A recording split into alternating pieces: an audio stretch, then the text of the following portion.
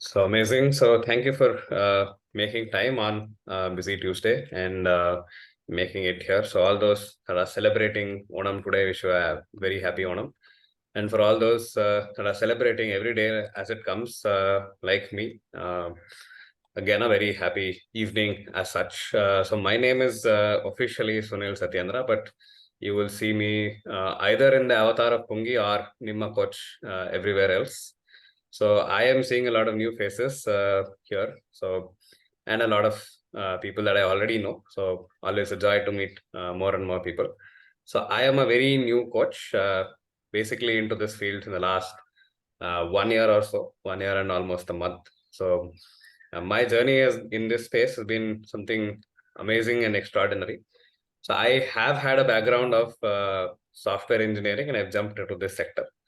Prior to software engineering, I think just a quick note, Pungi comes from the space of the poetry space. I'm a poet first, then a software engineer later. Then after that, have had stints. More infamous for my software, but very famous for everything else. It's basically included the space of employee experience, corporate social responsibility, fun at work, theater, acting, short films, philately, photography, a lot of stuff later. Finally, the coaching space came to me, and we sort of found each other. That love story began, say, in the last 1 year, somewhere around June mid is when I started my ACC journey. I was able to complete my ACC credentialing by this May. So that I've written the new format of the exam. Thankfully, have received more than 460. So I am ACC certified. Then within from March is when I began my PCC journey, and I have successfully completed the major chunk of 500 hours as the major requirement. So that's the story so far. And that's also what I think got all of you here today. So if you have any questions that you would like me to answer or any expectations from this place, kindly let me know. So my space is to sort of do an introduction about who I am and then also get into my journey of how I reached to the 500 and then also some tips along the way as to how maybe you can. And then generally, what is my learnings? What has been the physical and the emotional space of going through the 500 hours? These are my target spaces. If you need anything else, happy to share my experience and maybe some of my knowledge and understanding as well. Okay, just checking in. Sunil, we have two questions. Already on the chat. Okay. Yes. Have you discovered the goal of meeting coaches? Yes. Vivek, I will get to this. How do you continue to grow along with the adding? Yeah, Sandeep, I will get to both of your questions. Have you done supervision? Is it something you will consider or recommend? Sure, Mani, I will also answer that question. Yes. So anything else, please feel free to add in the chat. And Akila, please be Yes. Yeah. and awesome. So now back to my journey. So August is when I just got into that space last year. And by this time last year, I was maybe around 4 or 5 hours done completed in my space. So my first 100 hours was done at a space of almost around 3 months. And then later on, I realized that 3 months of mentor coaching is a mandatory space. Nothing can be done about the 3 months. It has to be worked out. So 3 more months of some more coaching. And then I had my sister's marriage coming up in Feb. So I had to run around for it. Feb mid is when I applied for ACC. And then there was that space of almost around a 4 months gap, 15 to 18 weeks between ACC, the results being looked at, and then they're coming back with the CKA or now the new credentialing exam space. So somebody said, why don't you do PCC? PCC is the requirement for all of coaches getting into the corporate sector, or if you really want to survive as a coach, do this. So by this time, it is a lot more clear in my head that the only thing that I will be doing later on in life is actually going to have some space of coaching alongside. So in the first 2-3 weeks of coaching, my thought process was that this is very similar to mentoring. But then slowly it sort of got to a place where I think it's only in this particular space I will be talking for more than 30 minutes. But otherwise, in a conversation, I'm very happy to listen. And very difficult for me to sort of curb my sense of humor when somebody is explaining something. For all those that know me otherwise would also know of how difficult it is for me to not talk and keep quiet. So I see Rania, Akila, all of you smiling. So I can sense that. So my journey in accumulating hours began from somewhere in 1st of August, and it continues to sort of grow. So even this month, with I think hardly any major push from my end, somewhere around 45 hours has been completed this month, and that's when I've put my calendar to a point of only 3 hours a day. Somewhere out there, people have found ways to actually get to me and talk to me and have peer conversations. So that way, the number of hours continue to rise. Uh, Maybe the major focus of this place would be to share how I got into groups, because one of the spaces there that has been asked by Vivek has been that. So as soon as I started this journey of peer coaching, I think for everybody who's coming in, the first and foremost space that you get is your own initial peer cohort. And for me, I was lucky enough to get a amazing cohort, and I think the momentum was very much there. So when we were learning, people were interested, people had that fascination of getting into, say, learning mode, applying some of these tools, techniques that we had learned. So initially it was good. So initially when we did the first 1 month of Delta, I think I had done somewhere around 14 or 15 hours maximum. So until now. So that way it was for me a big thing. But then as soon as I realized that for me to get to 100 hours, it will be a huge difficulty, because a lot of times the clients, the peer coaches that came in used to book the session and conveniently not present themselves in the exact time that they were they said they will come. So this is always uh, like a space where it was very, very difficult to navigate. So maybe just trying to answer this question straight away, is that most of the times when somebody cancelled at the last minute, or they did not turn up at all for a session, that was when I think it was the most difficult conversations to have with myself, saying it's okay, maybe they have some other things. And that particular point of time, one of the things that I did was catch up on something that I had to read about coaching. So that was one way, I think, just to answer Sandeep's question as to how have I sort of used the peer coaching to sort of grow myself in the coaching spectrum.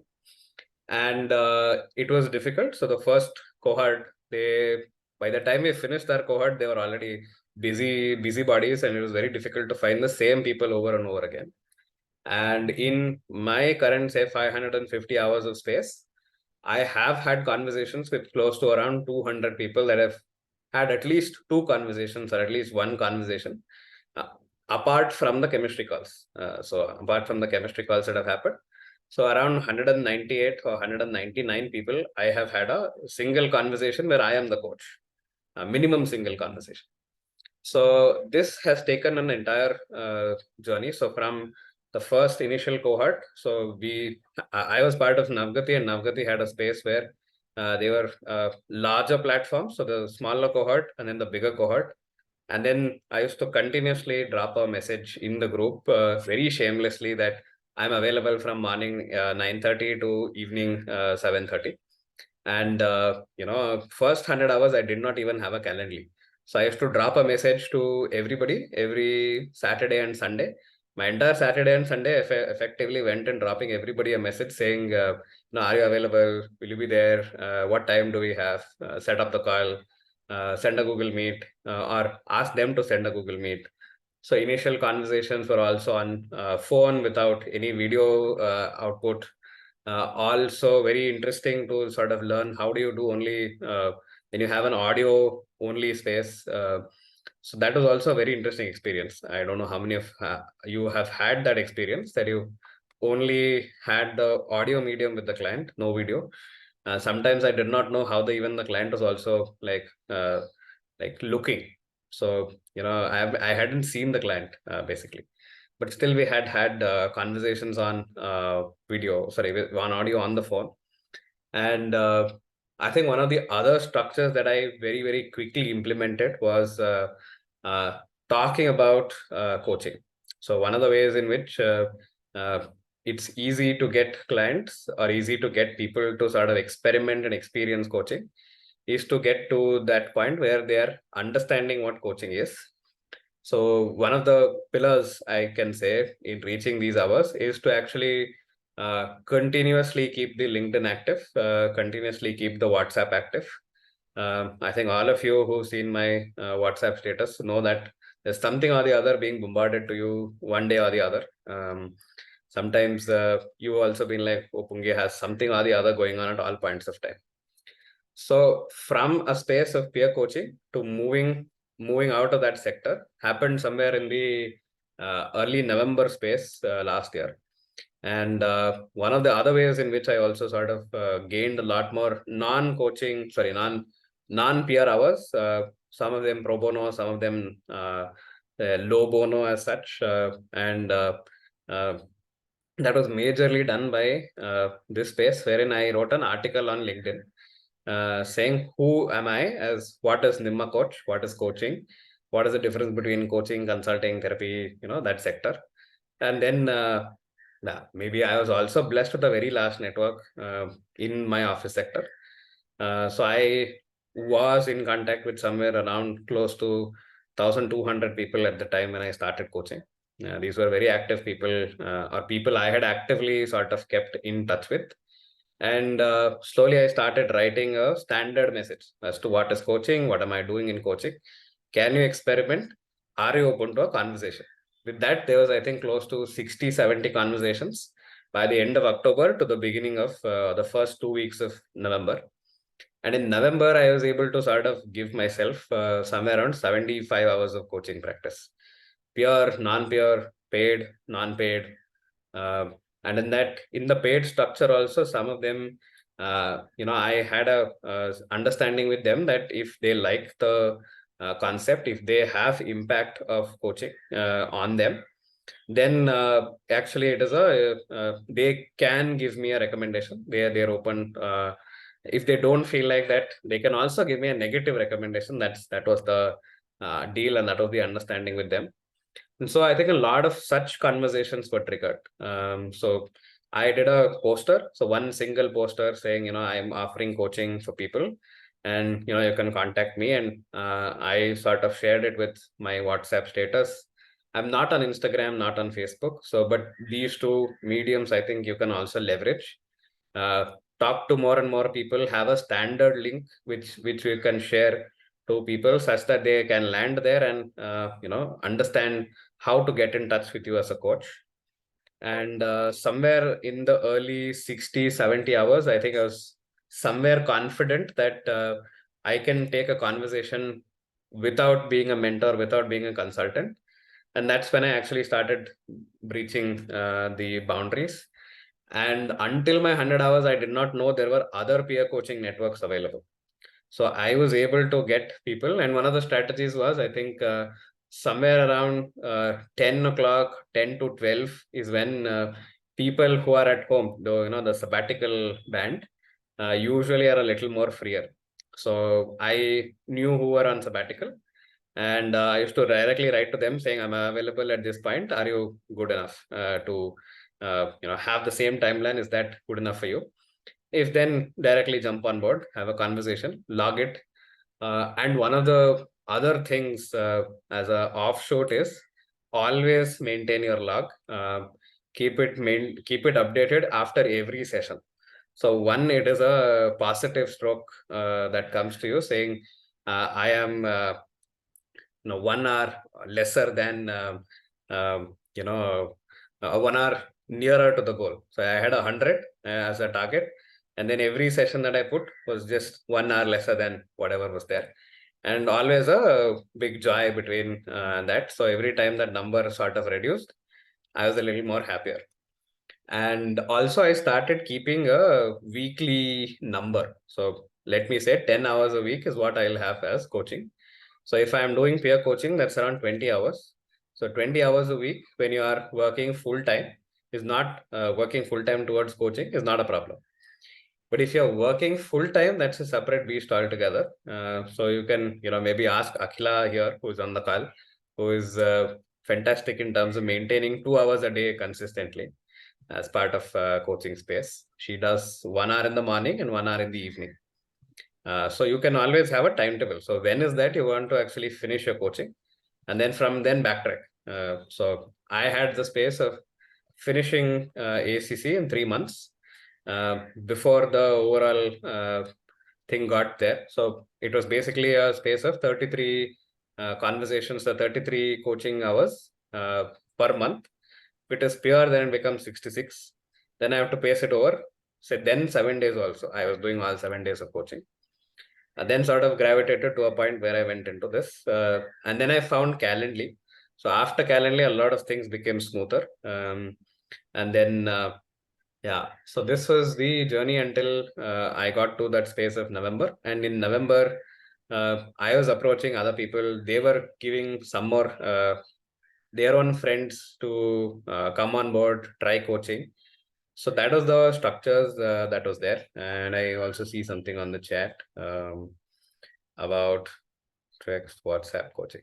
The WhatsApp coaching and text coaching, I don't think I tried. I don't know if you can technically count that as a coaching hour. But yeah, so that was how I jumped into say 100 hours. And then after 100 hours, some people told me I think that is the fastest they have seen somebody reach 100. And I was very happy about it. So I was even more passionate. Now I have to do 200 in the next 2 months, 100 in the next month. So that sort of a space came to be.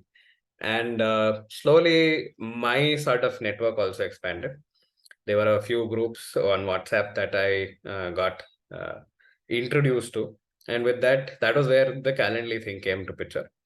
And then, yeah, I think if I have to say thank you, I have to say thank you to a lot of people.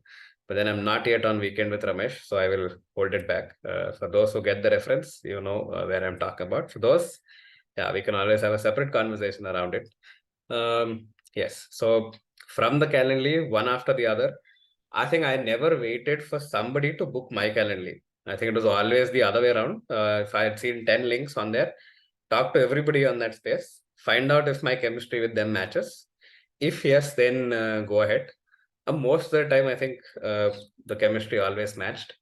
And whenever somebody responds in the group that they are free, I think I was always the one to write to them saying, this particular timeline that you have put on the group, that's not available. But then I'm available this time. This is my Calendly. This is who I am. This is my LinkedIn. This is my Nima coach, that article that explains everything about what is that I do. And then jump in there. I don't know if when you say Nimma Coach, if you are able to get that space, Nimma Coach is in Kannada, which is my native language, is called your coach. So irrespective of whatever you want to sort of achieve in life from coaching as an aspect, I will be your partner in this space. My whole niche is that I don't have a niche. I have specializations. I do career transitional coaching. I do life coaching, relationship with yourself coaching, basically anything around that space. So one of the easiest way to explain coaching, I think, was also something that I found, which many of them took over from me and started using it on their clients, was how do you explain coaching to people who may not have any background on coaching? So I still continue to do that. Wherein I say it's a treasure hunt, and it's similar from point A to point B, but you get to solve the clues moving forward. But I help you in understanding what the clues are, such that you are able to solve it for yourself. you do the heavy lifting, you move from place A to place B, and I don't do that space for you. Typically, also, I'm like a GPS on this thing. You go where you want to go. I'm not telling you anything in return saying this is a place that you should not explore, you should explore, and just with you all through the journey. But then I don't decide which, do you take a right turn, do you take a left turn? I'm sort of a silent GPS at that point also. And in terms of explaining why I don't have a niche, I used to always come back with the metaphor saying, I am like rice. You can make pulav, you can make curd rice, you can make rasam, you can add anything to it. Essentially, make sure you're eating and you're not hungry anymore. So that was one of the reasons, that was one of the spaces I used to explain coaching to people who have no background of what coaching is. So that was one of the structures that I followed. What else? I'm very, I don't have a presentation. I don't have any preparation as such as to what all to be covered. But I think I switched gears purely in the last 2 months. So almost around 200-ish conversations in the last 2 months to complete my PCC space. So I did my ACC first. Then, sort of realized that there are 2 more months for me to finish my PCC training. And in that, if I can finish the hours, then the training, then, the mentoring and just the evaluation and closure, that will be it. I will actually be able to get to coaching faster. And in this sector, I think just also sort of touching upon the point of other groups. So more people I met, they were actually starting to give me space saying, this is also another space that, there are peer coaches. Why don't you come along, write to them, write to somebody in this sector. They will call you, they will put you into the group. So that sort of a group expansion happened. And I made it a strategy that I was working with coaches that are not from India, that are not from either of my coaching, organizations or training organizations. So that way I'm exposed to new ways of learning, new ways of asking questions.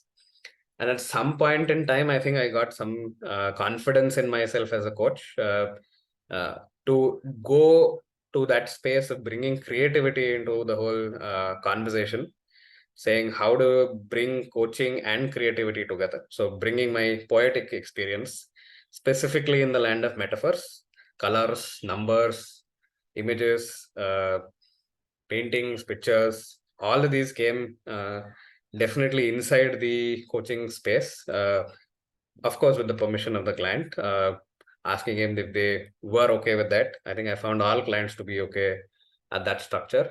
And somewhere along March, I think March was also some place where I was okay to do pro bono conversations again. So the entire month of March, from March 8 until March 31st, I had put a poster and shared it all through the network on LinkedIn, on WhatsApp, and asked others to share it in their this thing.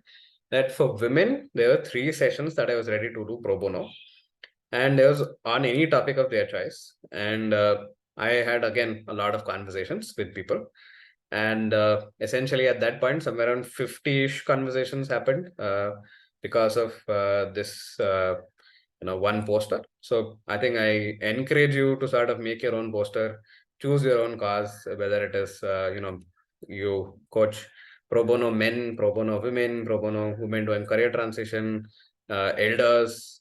I think I've tried every niche possible, every age sector possible, except for very young teenagers. So anybody above 18 is somebody I've had experience coaching. Akhila, do you have a question or anything? Yeah, so we have a question in chat box. With respect to peer coaching, any exhaustion you faced showing up as a client? Like 20 hours means 40 hours invested. I think one of the strategies, thanks Anusuya, very interesting question. So JL, I think also has a plus on to it. So I think there's definitely physical exhaustion. There's definitely emotional exhaustion that sets in. I think one of the things that sort of helped me was, I think initially until my 300 hours-ish space, I never did back-to-back sessions with the same client. So never back-to-backs with them. Very, very, very reduced conversations. So that way I was going into each conversation either as the client, either as the coach, very fresh. So that was one of the spaces. And I think I have had an 8-year corporate sector experience to sort of drop the meeting context of some meeting and then get into a different context of a different meeting has been something that I can, like do very quickly. Context switching happens very quickly. Physical exhaustion was definitely there. I think there were some places where I was very hungry, and then I used to tell the other peer coach saying, I'm hungry. Let's take a 10-minute pass. We'll go eat something and come back." So that was one of the physical exhaustion space. Emotional exhaustion, I don't really see that happening with me. But then I also see that as a space with other possible conversations and other coaches. Physical and emotional exhaustion does happen. Thankfully, so from the corporate sector space, I never carried anything that happens in the previous conversation to the next conversation. Like there was no emotional baggage from me as the client, nor as the coach. So there were some places where I was able to very quickly switch context. And then I think I approached everything with that eye of learning. So what am I learning from this session? What can I experiment in this session? Yeah, so that was something that I experienced as an overall space. I don't know if that completely answered your question, or is there more to that question? I'm happy to take that question. Yes. Any other questions that I have not yet looked into? Publicly accessible communities, I think I plan to start one more. That is somewhere coming soon. But there are a few more that I do know of. You can just reach out to me. I can just put you in touch. I think also by the fag end of my sort of peer coaching spectrum of 500 hours, I got in touch with structured cohorts between ICF Chennai and then ICF Pune. And then even there I did a legendary thing. So they all asked me to choose one person as the other coach. And I very amazingly wrote to everybody saying, let me do peer coaching with you. And only one of them is the actual one that I sort of do the official peer coaching with, but then unofficially I've connected to everybody in that space. And that was how I was constantly expanding. Yeah. So anything else that? No. Sunil, we have a question here. Hmm. It's from Muniraju. What about your niche in future? My niche in the future is going to be working with coaches. So I want to get into that space of actually working with coaches, specifically in the coach supervision space and the coach mentoring space. And I think one of the things that I sort of also want to sort of mention here is somewhere along this journey, I think me and Yashaswini, who's also on this call, we sort of had a group, we continue to have a group together where we do live coaching. We call it observer coaching, and we give feedback. The rest, everybody gives feedback to whoever is the coach that particular day. For around 40 minutes, they do coaching, and then everybody gives feedback. And this one of the structures where sometimes this space of people telling you this is a good session, that was nice, and only ending it there. So you don't know what you did well, what you didn't do well. As a client, they're not concentrating on you because they're concentrating on their own problems, their own space. There may be at times where they don't know that this is a competency based approach. They're asking you why. So there's a PCC to ACC transition. Some of the times they're like, why are you asking this question? If there are questions like, what makes this important for you? As an ACC guy, I was looking at, I know it is important, that is why I'm bringing it to the conversation. Why do I have to tell it to you? There were so many such shifts that also happened. So that is it's an open group. You can always join us whenever you feel like. We are also learning along the way, so we're not experts, but then we want to get to a space of expertise and sort of share our knowledge, share our experience with those that are struggling for themselves, with themselves as coaches. So that's some of the space with regards to the value around coaching, and also around as a feedback mechanism. How was I growing? Yeah. Did you face a challenge of topics getting dried up? Or definitely, Jail. One of the things that I was doing is actually keep one theme for a week. And since I had multiple interests, never had a problem with the topics. So they were topics and relationships that I brought. There were topics around my relationship with work that I brought, relationship with finance, and then some entire space is only about the entire theme of relationships, and then there are many tangents. Sometimes in one conversation, say I have a conversation at 10 o'clock in the morning. There's one big chunk of a topic that I'm bringing in. The topic moves, say, 2 or 3 steps in a 1 hour space, and then we close that space. There's another conversation, say, at 4 o'clock in the evening. So I marked down what is my initial point, what is the progress, and where would I still continue to move that topic.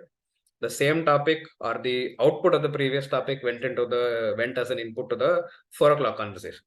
So that way I was able to move topics that were really of importance to me, also alongside getting hours and getting coached. Yeah. Anusu has a lot of questions. Yes, I will take that as well. Just checking in if I have answered the other ones. So there is a one question from Mani. What was Yes. the mental shift you can recall for you to go from peer coach to pro bono or low bono coach? I think I've never looked at pro bono and low bono or non-peer peer coaching as any different. So everybody is my client. I've had the same intensity or the same presence when I'm doing a peer coaching conversation and doing a non-peer coaching conversation. One of the mental shifts, if you were to look at it in terms of a competency space. So I felt internally that I have had all spectrums of coaching, in the way, I have been the client or I have been the coach. I've had all spectrums. And then, now I'm confident enough to take anything and everything that comes my way. So that was a mental shift. Somewhere in the early 70 or 80 hours space, I got into that structure. Yeah, that was one mental shift, and it has shifted many layers, many gears, from moving to just working with, say, there was one phase of almost around 100 hours where I experimented using no tools that were given in the coaching space, just with that, just working with metaphors. There were a few places where I learned about using colors, using numbers from a few others. Many such experiments. I even tried coaching in Kannada, coaching in Hindi. These are two languages that I know of, but then you can do it in Tamil. Rania can do it in Persian, whatever other languages that you know of that are not English, very native speakers. Yeah. So that way, I've also experimented with that. I have some fantastic results. So you'll have to wait for ICF Bangalore to publish my article, which will come out soon, and I will share that with you guys as well. Yes, I think Muniraju has another question. If the real client is unable to think on the session, how did you handle the session? I think one of my other mental shifts is the power of silence. I think which every other person will tell you from the group perspective, or somebody who's been in the mentoring side will tell you the power of silence. Sometimes you let the silence linger with them. If you feel that the client is getting uncomfortable with silence, maybe one of the things that I brought in as an offshoot was to look at colors, was to look at numbers, was to look at creative spaces, was to give them a prompt and say, when you hear this, what is coming? All that with permission, of course. So like I said, what's my niche going forward? I think coaching, mentoring coaches, working with their CKA space, getting also coaching and creativity combined. So I have a workshop that does that, and also storytelling for coaches. So a lot of such spaces where I'm working with coaches, because I have found out the problems myself. Somewhere out there, I've also found solutions that work for me, and then maybe over a period of talking, conversing, consulting, mentoring, supervising, I have also found out that I am good with facilitation, and I can facilitate some of these workshops. So I facilitate such workshops for clients, for coaches. So when the client is stuck, they're not able to think. I think that diffusing that situation, depending and giving them something else to think of at that point was also something that helped. Essentially, also still part of the contract, but it's not like, they're talking about the relationship and then you go back to the past, or you give them something random, but still in the space, the same conversation, but not the place that they're stuck. So give them something else, like a rope which that they can pull themselves out of it, but they do the lifting, you don't do the lifting.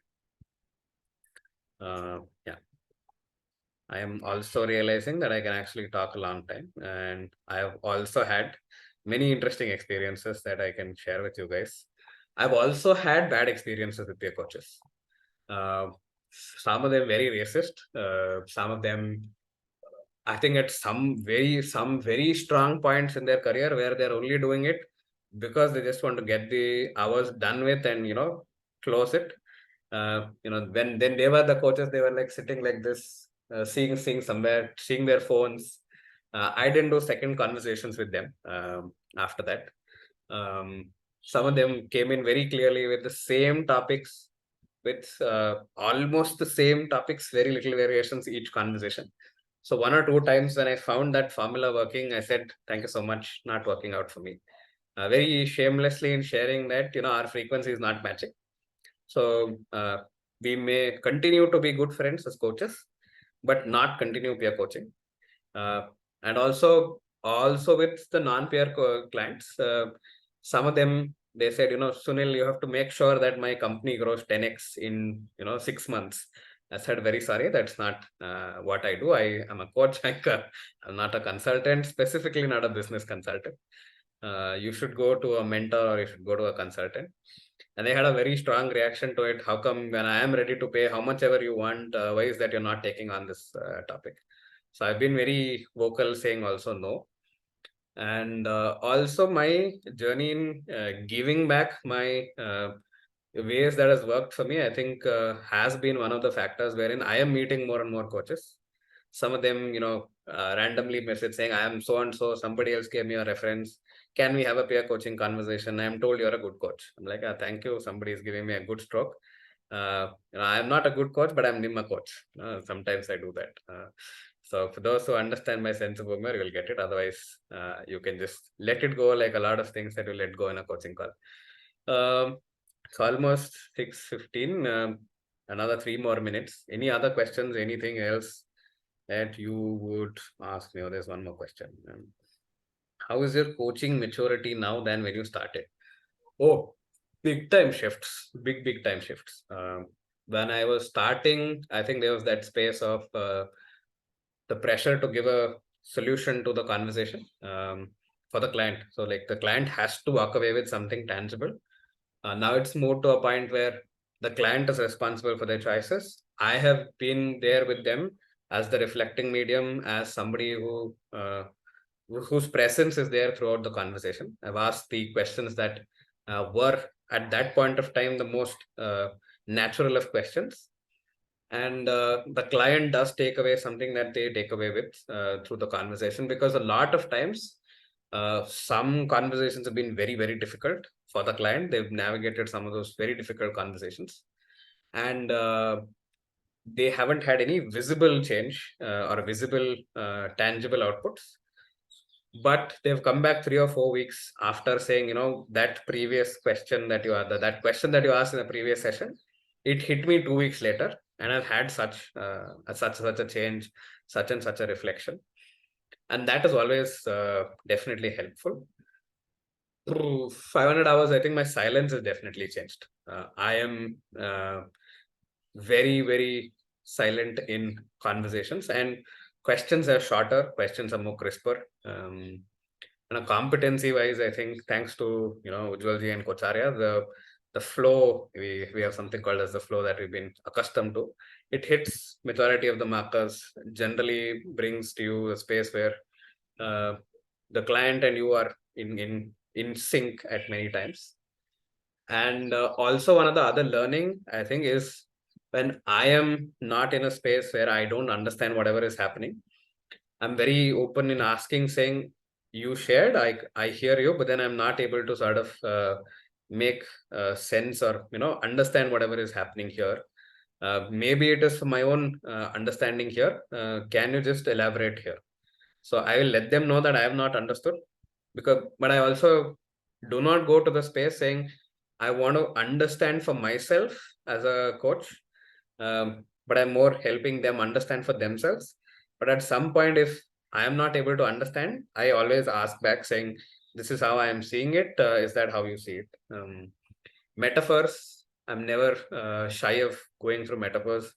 Never shy of switching languages. Like if I feel Hindi, Kannada, whatever is the problem, I switch languages. So that also has been the space. What else? Many things. And now I don't do things for hours. The privilege of finishing 500, and I never looked at the hours as a whole concept. It's just that every hour that I am putting in such that I get more, knowledge and value out of it. Yeah. So Akhila is just left. Thanks, Akhila. You will find the thanks on the recording, and then what else? Yes. Carry on the hours, Pungi. We need the experience, and you're going to MCC then. Sorry, I didn't get the first part of the question.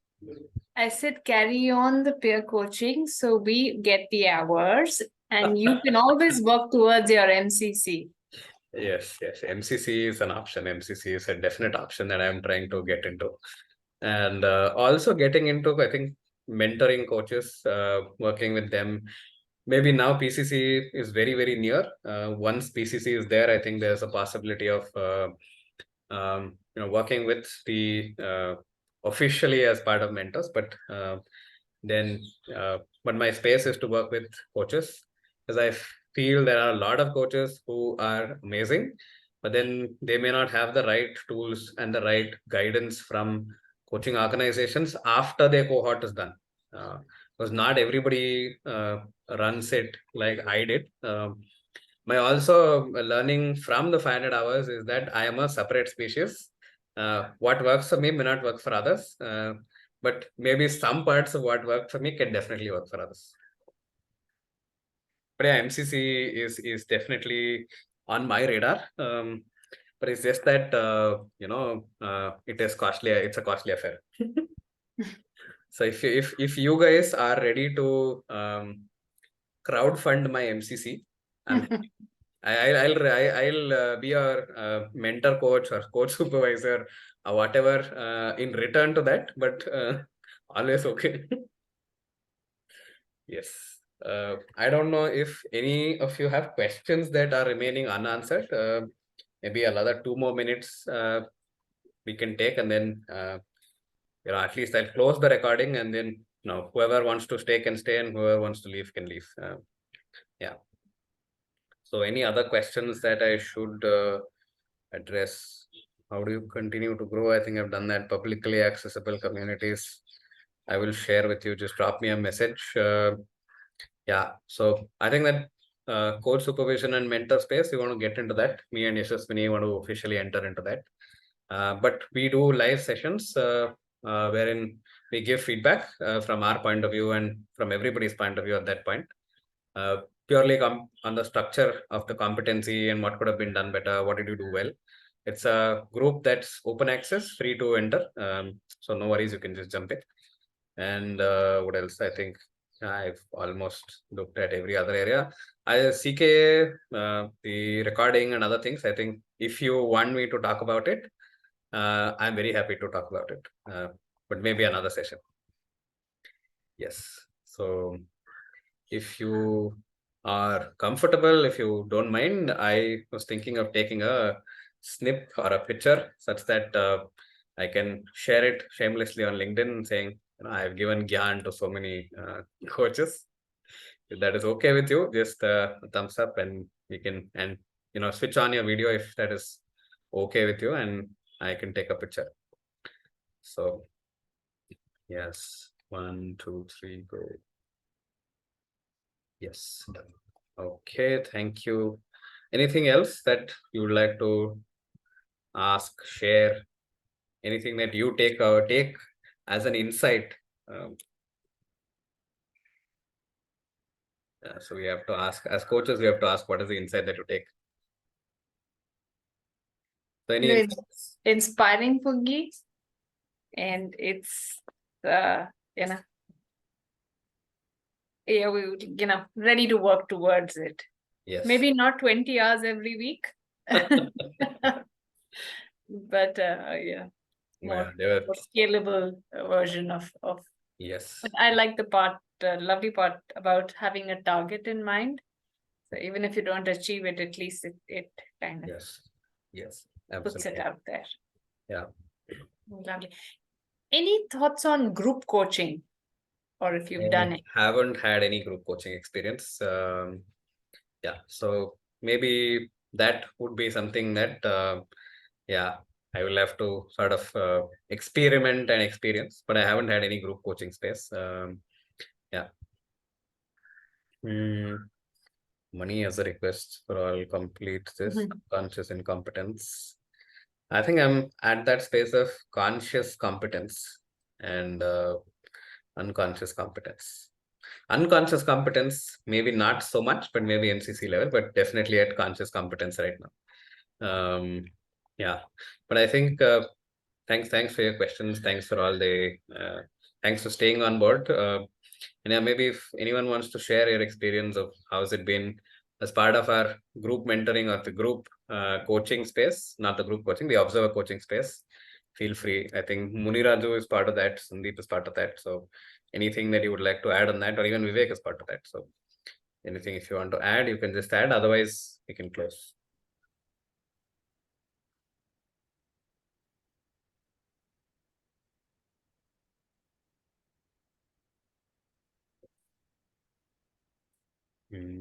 Okay, so thank you everyone, and officially closing the podcast.